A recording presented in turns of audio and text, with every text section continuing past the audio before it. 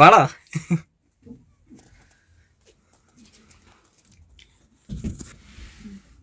എങ്ങനെയുണ്ടാ വണ്ടി? ഇഷ്ടപ്പെട്ടോ? Hi friends, welcome back. നമ്മുടെ വണ്ടിയുടെ വർക്ക് ഇതിനെ സ്റ്റാർട്ട് ചെയ്തിട്ടില്ല. കാരണം നമ്മളിവിടെ കണ്ടെയ്ൻമെന്റ് സോൺ ആക്കിയേക്കുമായിരുന്നു. അതുകൊണ്ട് നമ്മൾ ഇതുവരെ വർക്ക് സ്റ്റാർട്ട് ചെയ്തിട്ടില്ല. അപ്പം ഇന്നത്തെ വീഡിയോയിൽ ഞാൻ കാണിക്കാൻ പോകുന്നത് ഇപ്പോൾ വണ്ടിയിൽ നമുക്കിനി എന്തൊക്കെ വർക്ക് ചെയ്യാനാണ് ഉദ്ദേശിക്കുന്നത്, എവിടെയൊക്കെ പാച്ച് ഉണ്ട്, അങ്ങനത്തെ കാര്യങ്ങളൊക്കെയാണ് കാണിക്കാൻ പോകുന്നത്. പിന്നെ നമ്മൾ കുറച്ച് സ്പെയർ ബുക്ക് ചെയ്തിട്ടുണ്ടായിരുന്നു. അപ്പോൾ വണ്ടിയുടെ ഒരു അത്യാവശ്യം എവിടെയൊക്കെ പണിയുണ്ട്, എന്തൊക്കെ പണിയാണ് നമ്മൾ ചെയ്യാൻ പോകുന്നത് എന്നുള്ള കാര്യങ്ങളാണ് നമ്മൾ ഈ വീഡിയോയിൽ കൂടെ പറയാൻ പോകുന്നത്. ഓക്കെ, അപ്പോൾ നമുക്ക് വീഡിയോയിലേക്ക് കിടക്കാം.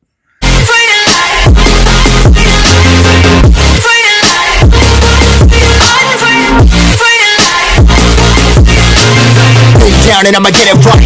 Get on sight like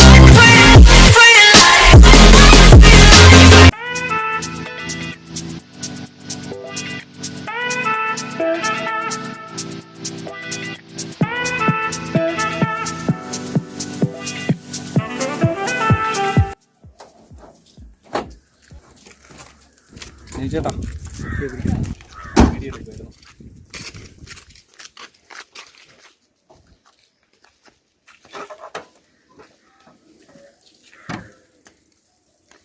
അപ്പോൾ ഇതാണ് നമ്മുടെ റേഡിയേറ്റർ എന്ന് പറയുന്നത്. ഈ റേഡിയേറ്ററിൻ്റെ ക്യാപ്പ് നമുക്ക് മാറണം, അത് ബുക്ക് ചെയ്തിട്ടുണ്ട്. അതുപോലെ ഈ എൻജിൻ്റെ ക്യാപ്പും ഇതിൻ്റെ അല്ല, തൽക്കാലം വേറെന്തോ വെച്ചാണ്. അപ്പോൾ ഇതെല്ലാം നമ്മൾ ബുക്ക് ചെയ്തിട്ടുണ്ട്. അപ്പോൾ ഈ ആഴ്ച തന്നെ വരും. അപ്പം വെള്ളമെല്ലാം നമ്മളിപ്പോഴും ടോപ്പപ്പ് ചെയ്യുന്നുണ്ട്.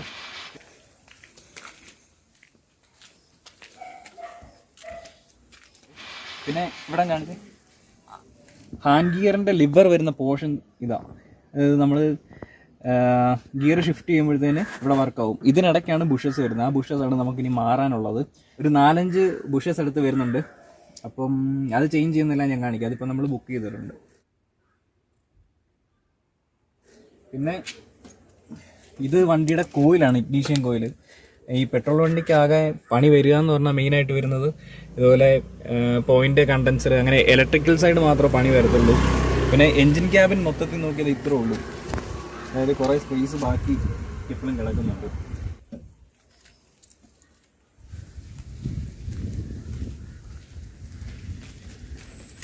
ഇതാണ് വണ്ടിയുടെ ഓയിൽ ഫിൽറ്റർ എന്ന് പറയുന്നത്. അതും പഴയ മോഡലാണ് വരുന്നത്.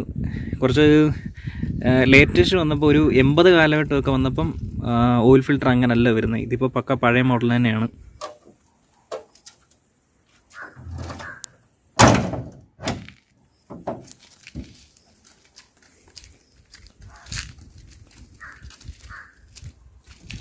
പിന്നെ നമ്മുടെ പെട്രോൾ ടാങ്ക് ലീക്ക് ഉണ്ടായിരുന്നു. അതും പാച്ച് വർക്ക് നമുക്ക് ചെയ്യണം. അതുകൊണ്ട് നമ്മൾ തൽക്കാലം ഇത് കേണിനകത്താണ് കൊടുത്തേക്കുന്നത്. അപ്പം ഇതുണ്ടോ, ഇതിനകത്തോട്ട് പെട്രോൾ നിറച്ചിട്ട് നമ്മൾ തൽക്കാലം ഇതിനകത്തോട്ടാണ് ഓസും കാര്യങ്ങളെല്ലാം കൊടുത്തേക്കുന്നത്. ഇനിയിപ്പോൾ പാച്ച് വർക്ക് ചെയ്യുമ്പോഴത്തേന് പെട്രോൾ ടാങ്കും കൂടെ ഒന്ന് വെൽഡ് ചെയ്ത് സെറ്റാക്കണം.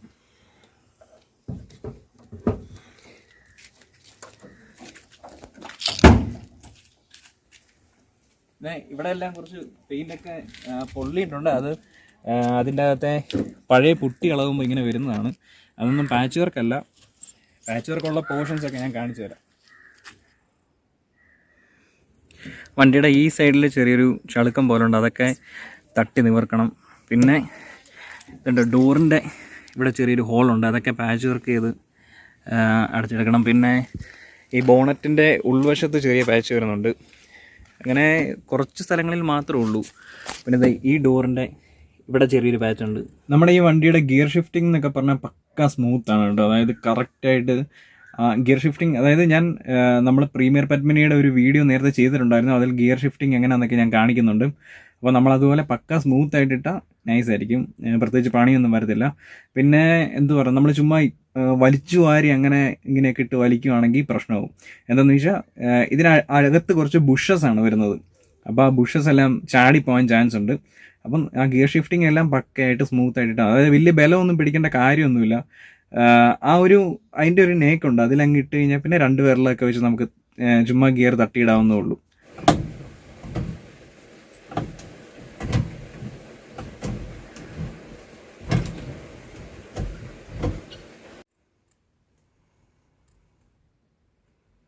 അപ്പോൾ നമ്മുടെ വണ്ടി ഇവിടെ കൊണ്ടുവന്ന് കഴിഞ്ഞപ്പോഴത്തേന് ഒത്തിരി ആൾക്കാർ വന്നു കേട്ടോ. കാരണം ഒരുപാട് ആൾക്കാർ, ഇപ്പോൾ ഫിയറ്റ് ഒന്നും അങ്ങനെ അധികം കാണാനില്ലല്ലോ എന്നൊക്കെ ചോദിച്ചു ഒരുപാട് ആൾക്കാർ വന്നത്, ഇവൻ ഉൾപ്പെടെ.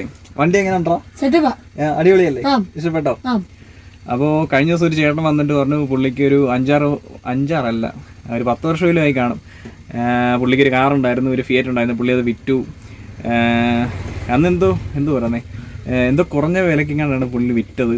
ഇപ്പോൾ ഒരു ഫിയറ്റ് അന്വേഷിച്ച് നടക്കുന്നു, നല്ലവണ്ണം ഒത്തു കിട്ടുവാണെങ്കിൽ പുള്ളി എടുക്കുമെന്നൊക്കെ പറഞ്ഞു. എടാ ഇറങ്ങുമ്പോൾ സൂക്ഷിക്കണം കേട്ടോ വണ്ടി. അപ്പോൾ അങ്ങനെ അതുപോലെ തന്നെ എന്തു പറയുന്നത്, ഒരു ഹിസ്റ്ററിയാണ് നമ്മുടെ ഈ വണ്ടി എന്ന് പറയുന്നത്. പിന്നെ മെയിനായിട്ടുള്ളൊരു കാര്യം എന്താണെന്ന് വെച്ചാൽ, ഈ പഴയ വണ്ടികൾ കൊണ്ടു നടക്കുമ്പം അതിൻ്റേതായിട്ടുള്ളൊരു മൈൻഡ് വേണം എപ്പോഴും. എന്തു പറയുന്നത്, ഇപ്പോൾ പഴയ വണ്ടി ന്യൂജൻ വണ്ടികൾ നമ്മൾ ഒരിക്കലും കമ്പയർ ചെയ്യരുത്. ഇപ്പോൾ ഈ വണ്ടി വഴി കിടക്കുമോ, ചില ആളുകൾക്ക് അങ്ങനെ ഒരു ഭാവമുണ്ട്, വണ്ടി വഴി കിടക്കുമോ അങ്ങനെ എങ്ങനെയാണെന്നൊക്കെ. പക്ഷേ നമ്മൾ ആ ഒരു മൈൻഡോട് കൂടി അതിൻ്റേതായിട്ടുള്ളൊരു ഇതുണ്ട്, അതായത് സ്മൂത്തായിട്ട് ഗിയറൊക്കെ ഇട്ട് അങ്ങനെ നമ്മൾ നല്ല രീതിയിൽ തന്നെ വണ്ടി യൂസ് ചെയ്താൽ പ്രത്യേകിച്ച് പണിയൊന്നും വരത്തില്ല. നമ്മൾ ഓടിക്കാതെ കിടക്കുമ്പോഴാണ് വണ്ടികൾക്ക് പണി വരുന്നത് സത്യം പറഞ്ഞാൽ. അപ്പോൾ ഒരിക്കലും നമ്മൾ ന്യൂ ജനറേഷൻ വണ്ടി വെച്ച് കമ്പയർ ചെയ്യരുത്, അത് വെച്ചുള്ള പെർഫോമൻസ് ഒന്നും കമ്പയർ ചെയ്യരുത്. പഴയ വണ്ടികൾ ഇപ്പം 2 വീലർ ആയാലും 4 വീലർ ആയാലും ഓടിക്കുമ്പോൾ നമുക്ക് ആ ഒരു മൈൻഡ് എപ്പോഴും വേണം.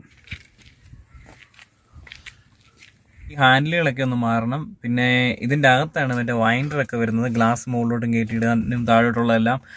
അപ്പോൾ അതിൻ്റെ അവസ്ഥ എങ്ങനെയാണെന്ന് ഈ ഡോർ പാഡ് തുറന്നു കഴിഞ്ഞാലും അറിയാൻ പറ്റത്തുള്ളൂ. അപ്പോൾ അത് തുറക്കണം. പിന്നെ ഇതാണ് ക്വാർട്ടർ ഗ്ലാസ് എന്ന് പറയുന്നത്.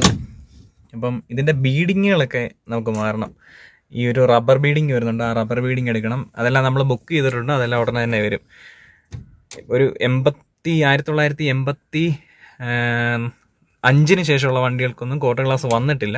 അതിന് മുമ്പുള്ള വണ്ടികൾക്ക് ക്വാർട്ടർ ഗ്ലാസ് വന്നിട്ടുള്ളൂ. ഈ ക്വാർട്ടർ ഗ്ലാസിൻ്റെ ഗുണമെന്ന് വെച്ചാൽ നല്ലപോലെ അകത്തോട്ട് കാറ്റ് കയറും. വണ്ടി AC ഒന്നും ഇല്ലായിരുന്നു, അപ്പോൾ ആ സമയത്ത് നല്ല രീതിയിൽ തന്നെ വണ്ടി മൂവ് ആകുമ്പം ഇതുവഴി ഉള്ളിലോട്ട് കാറ്റ് കയറും.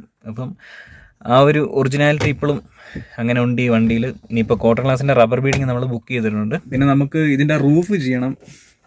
എന്താ റൂഫിൻ്റെ കമ്പിയെല്ലാം ഇളകിയിട്ടുണ്ട്, അപ്പോൾ ആ റൂഫെല്ലാം നമ്മൾ ചെയ്യണം. ഇൻറ്റീരിയർ വർക്ക് ഫുള്ള് ചെയ്യാനുള്ളതാണ്. ഓക്കെ, അപ്പോൾ ഓരോ കാര്യങ്ങൾ ഞാൻ അപ്ഡേറ്റ് ചെയ്യുന്നതായിരിക്കും. ഇപ്പോൾ പുതിയ അപ്ഡേഷനൊന്നും നമ്മൾ ഇടാഞ്ഞത് ഇതാണ്, കണ്ടെയ്ൻമെൻറ് സോൺ ആയതുകൊണ്ട് വർക്ക് സ്റ്റാർട്ട് ചെയ്യാത്തതുകൊണ്ടാണ്. പിന്നെ ഇതുണ്ട്, ഇവിടെയൊക്കെ ഹോളുണ്ട്, അത് ആ റൂഫെല്ലാം ചെയ്യുമ്പോൾ റെഡിയാവും. റൂഫ് വർക്കെല്ലാം ചെയ്യണം. ഇൻറ്റീരിയറിൽ അങ്ങനെ കുറച്ച് ചെറിയ ചെറിയ വർക്കുകളൊക്കെ ഉണ്ട്.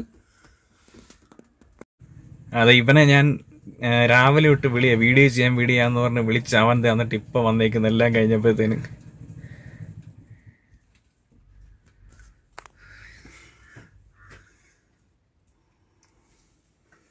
നിന്നെ ഞാൻ എത്ര പ്രാവശ്യം മെസ്സേജ് അയച്ച് വിളിച്ചടാ?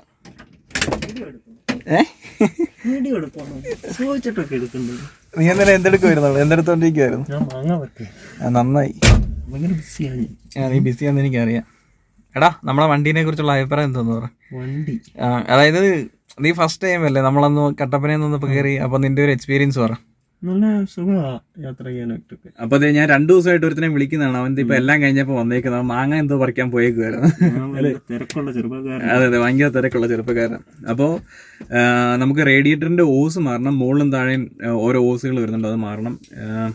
അത് ലീക്കൊന്നുമില്ല, പക്ഷെ അത് പ്രസ് ചെയ്യുമ്പോഴത്തേന് അത് കാലപ്പഴക്കം കൊണ്ട് ഏകദേശം പോകാറായിട്ടുണ്ട്. അതുകൊണ്ട് നമ്മൾ ആ സംഭവങ്ങൾ ഫുൾ മാറുവാണ്. പിന്നെ പ്ലേറ്റിങ് വരുന്ന കുറച്ച് സ്ഥലങ്ങളുണ്ട്, ബമ്പർ, അതുപോലെ ബമ്പറിൻ്റെ ഗാർഡ്, അതുപോലെ ഹെഡ് ലൈറ്റിൻ്റെ റിങ്, അങ്ങനത്തെ കുറച്ച് കാര്യങ്ങളെല്ലാം നമ്മൾ പ്ലേറ്റ് ഇനി ഊരി കൊടുക്കണം. അതൊക്കെയാണ് ഇനിയിപ്പോൾ ബാക്കി വർക്ക് എന്ന് പറയുന്നത്. അപ്പോൾ ഇപ്പം നമ്മൾ ഗ്ലാസ് ഫുള്ള് റിമൂവ് ചെയ്യുന്നുണ്ട്. ഫുൾ റിമൂവ് ചെയ്തിട്ട് മാറേണ്ട ബീഡിങ്ങുകളെല്ലാം മാറും. അതിൻ്റെ അകത്ത് ഞാൻ പറഞ്ഞില്ല, ഈ ഡോർ പാഡിൻ്റെ അകം പൊളിച്ചു കഴിഞ്ഞാൽ അറിയാൻ പറ്റത്തുള്ളൂ. അതിൻ്റെ അടിയിൽ ഒരു പാത്തി വരുന്നുണ്ട്, ഒരു ചെറിയ കമ്പി വരുന്നുണ്ട് ആ ഗ്ലാസ് താങ്ങി നടത്തുന്നത്. അത് ദ്രവിക്കാൻ ചാൻസ് ഉണ്ട്. അത് ദ്രവിച്ചിട്ടുണ്ടെങ്കിൽ അതും കൂടെ മാറണം. അതിൻ്റെ മുകളിൽ ഒരു ചെറിയ റബ്ബറും വരുന്നുണ്ട്, അതെല്ലാം മാറണം. അപ്പോൾ ഇത് അഴിച്ചതിന് ശേഷവും ഈ ഗ്ലാസിൻ്റെ ഒക്കെ ഇടയ്ക്ക് പാച്ച് വർക്ക് ഉണ്ടോ എന്നൊക്കെ അറിയാൻ പറ്റത്തുള്ളൂ. അപ്പോൾ ഞാൻ പറഞ്ഞില്ല, ഇപ്പോൾ കണ്ടെയ്ൻമെൻറ് സോൺ മാറിയ ഉടനെ നമ്മൾ വർക്ക് സ്റ്റാർട്ട് ചെയ്യുന്നതായിരിക്കും. അപ്പോൾ ബാക്കി കാര്യങ്ങളെല്ലാം ഞാൻ അപ്ഡേറ്റ് ചെയ്യാം. ഓക്കെ, അപ്പോൾ നമ്മുടെ ഈ ചെറിയൊരു വീഡിയോ എല്ലാവർക്കും ഇഷ്ടപ്പെട്ടു എന്ന് ഞാൻ വിചാരിക്കുന്നു. ഇഷ്ടപ്പെട്ടുവെങ്കിൽ നമ്മുടെ ചാനലൊന്ന് സബ്സ്ക്രൈബ് ചെയ്തേക്കണം, മാക്സിമം ഒന്ന് ഷെയർ ചെയ്യണം. വീഡിയോ ഇഷ്ടപ്പെട്ടുവെങ്കിൽ ലൈക്ക് ചെയ്തേക്കണം. ഓക്കെ, നിങ്ങളുടെ അഭിപ്രായങ്ങളെല്ലാം കമൻറ്റ് ചെയ്യണം. ഓക്കെ, അപ്പോൾ നമുക്ക് ഇനിയിപ്പോൾ അടുത്ത വീഡിയോ കാണാം. അതുവരെ ബൈ.